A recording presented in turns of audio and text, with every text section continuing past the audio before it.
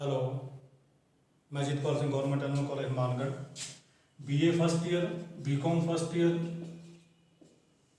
और BSc first year में optional computer की क्लास कल अपने शुरू की थी। आज आपका दूसरा दिन है क्लास का।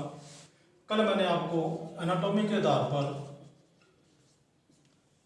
एनाटॉमी मतलब संरचना के आधार पर कंप्यूटर को अपने 3 भागों में बांटा था। सबसे पहले थोड़ा सा कल वाला बताना चाहें तो कंप्यूटर की डेफिनेशन आपको मैंने लिखवाई थी। क्या है कंप्यूटर?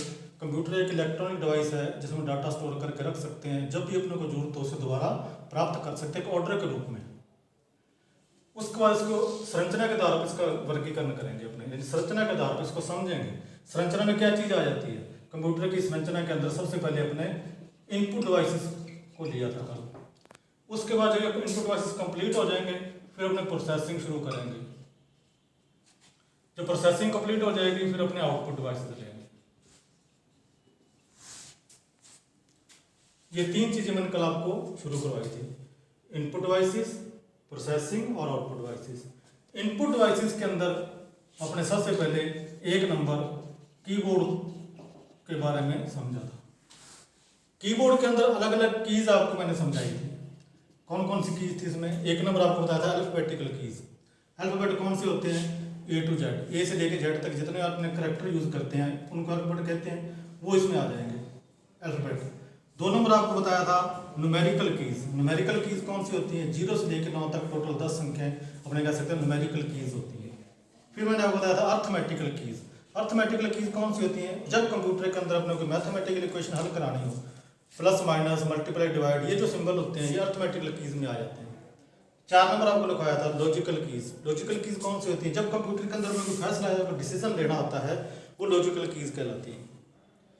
5 नंबर आपको बताया था फंक्शनल कीज। फंक्शनल कीज कौन सी होती है?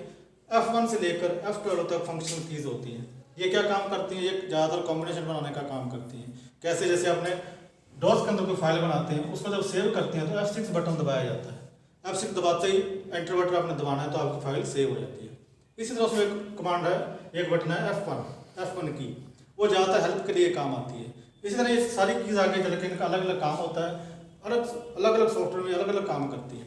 ये होती है फंक्शनल कीज। 6 नंबर फिर आपको बताया था स्पेशल कीज। स्पेशल कीज कौन सी होती है? जैसे अल्टरनेट है, कंट्रोल है, डिलीट है, एस्केप है, एंटर है, कैप्स लॉक है, ये सारे स्पेशल बटन आ जाते हैं। तो इन सबको मिलाकर अपने 101 की होती है कीबोर्ड के अंदर। ये पुराने जो कीबोर्ड थे उसके अंदर। उसके बाद आ गई 104 कीज। 101 की कब थी? जब डॉस बेस कंप्यूटर था। 104 कब होगी? जब विंडोज बेस हो गया।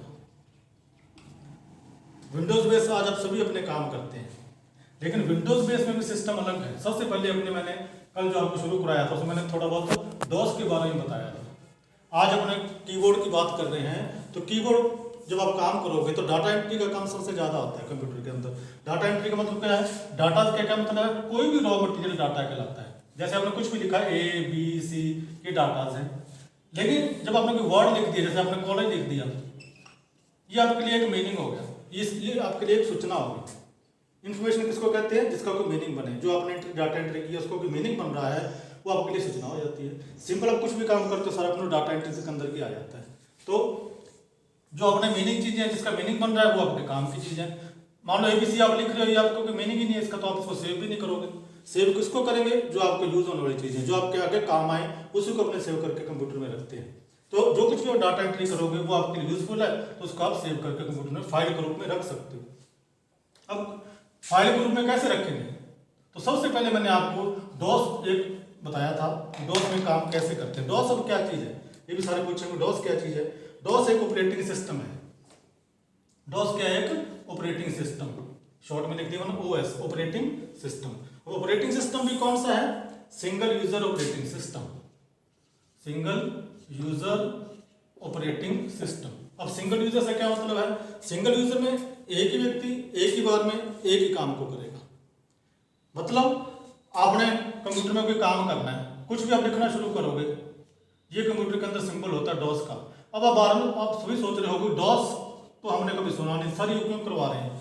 ये आपके सिलेबस में है, चाहे वो एलिमेंट्री कंप्यूटर है, चाहे वो ऑप्शनल कंप्यूटर है, सब में ये आपके काम आता है। पीछे आपने स्कूल के अंदर 10th में, 12th में या छोटी क्लासेस में आपने डॉस के बारे में सुना नहीं होगा।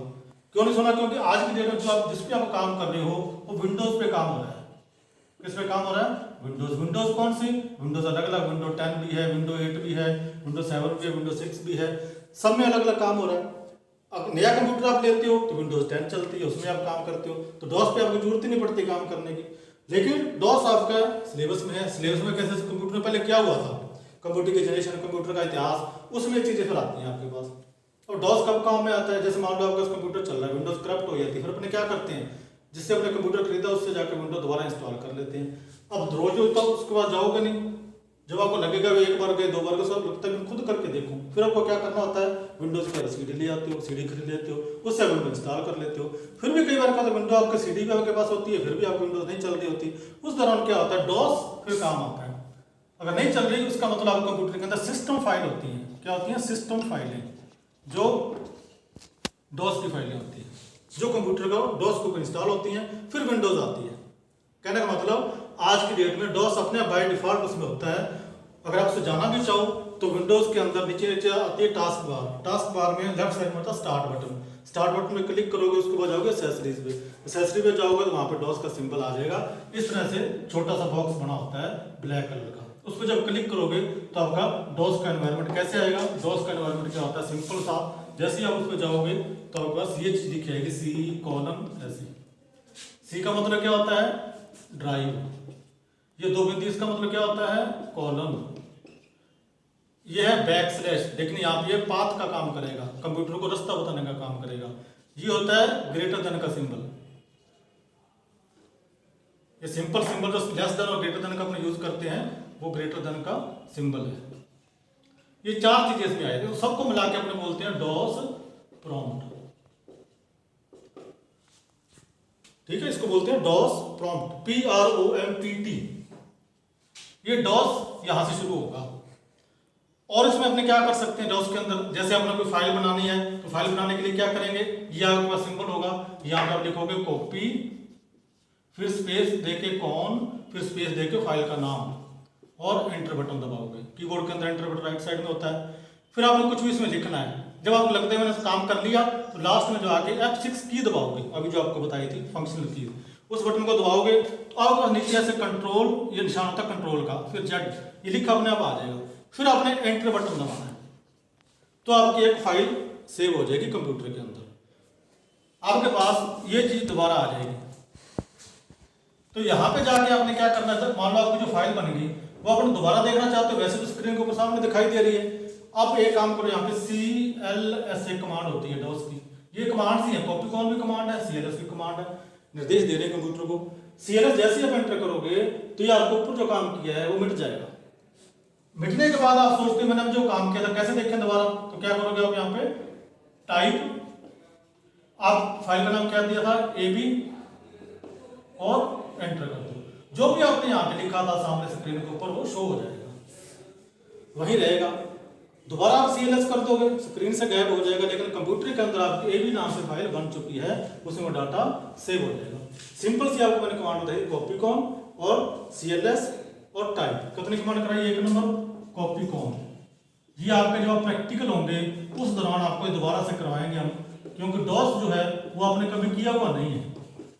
विंडोज में सभी आप काम करते हो, विंडोज 10 में काम कर लिया आपने, 7 में कर लिया, XP में कर लिया, सब में आपने काम कर लिया, लेकिन डॉस आपने नहीं किया।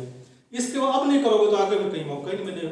जितने आप कंपटीशन में एग्जाम देते हो, कंपटीशन एग्जाम जितने भी दोगे, कब दोगे कंपटीशन एग्जाम? जैसे मान लो बैंक की आप तैयारी कर रहे हो, आगे जाके बैंक का कंपटीशन एग्जाम दोगे, या LDC का एग्जाम दोगे, या सबसे ज्यादा मान लो BA BCom BSc करने के बाद B.Ed करते हो तो B.Ed के अंदर भी आता है कंप्यूटर, वहां नंबर ऐड होते हैं। जो आप आज कर रहे हो फर्स्ट ईयर में वो आगे जाकर फिर आपको करना पड़ेगा, क्योंकि ये सब जगह जरूरी है कंप्यूटर।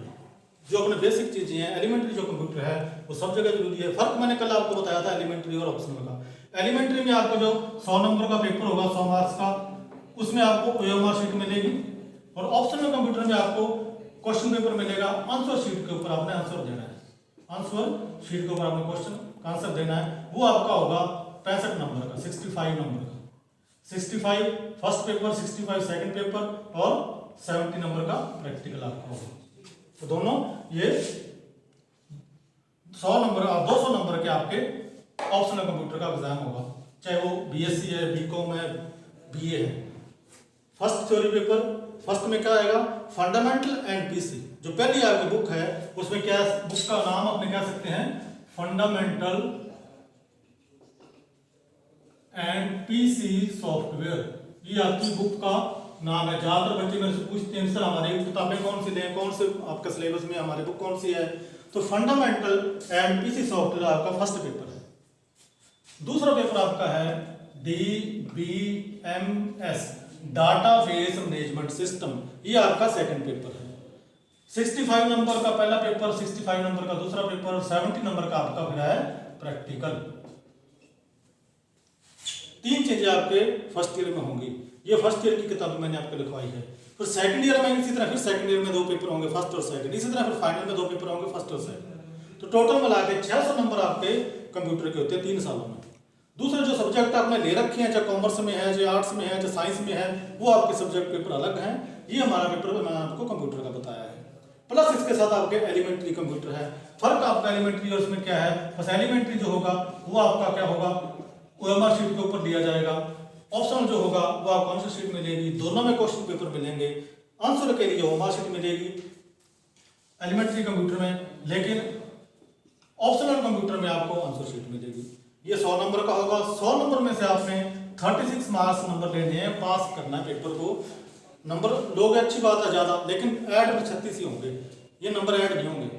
जैसे एलिमेंट्री कंप्यूटर है, इस तरह और होते हैं। एनवायरनमेंट एक पेपर आपके, इंग्लिश है, हिंदी है, ये जो 4 पेपर है ये कंपल्सरी पेपर कहलाते हैं, सभी बच्चों को लेने पड़ते हैं ये चीज़। उसके बाद आपके पास चॉइस होती है, जैसे मान लो आपने कंप्यूटर ले लिया, 8 के अंदर हिस्ट्री छोड़ के लिया, पॉलिटिकल है आपके पास, दूसरा कोई सब्जेक्ट इंग्लिश है, वो 2 पेपर अलग है, तीसरा ये होगा। इसी तरह आपके कॉमर्स में होता है, बिजनेस मैनेजमेंट होता है, अकाउंट होता है, और तीसरा कंप्यूटर होता है। इस तरह आपका मैथ बीएससी लेते हो, उसमें फिजिक्स होता है, कंप्यूटर होता है और मैथ होता है। बायो के अंदर आपके पास बॉटनी, जूलॉजी और कंप्यूटर होता है। तो कहने का मतलब ये चीज़ आपको मैंने समझाई है। नेक्स्ट क्लास में आगे करेंगे। Thank you.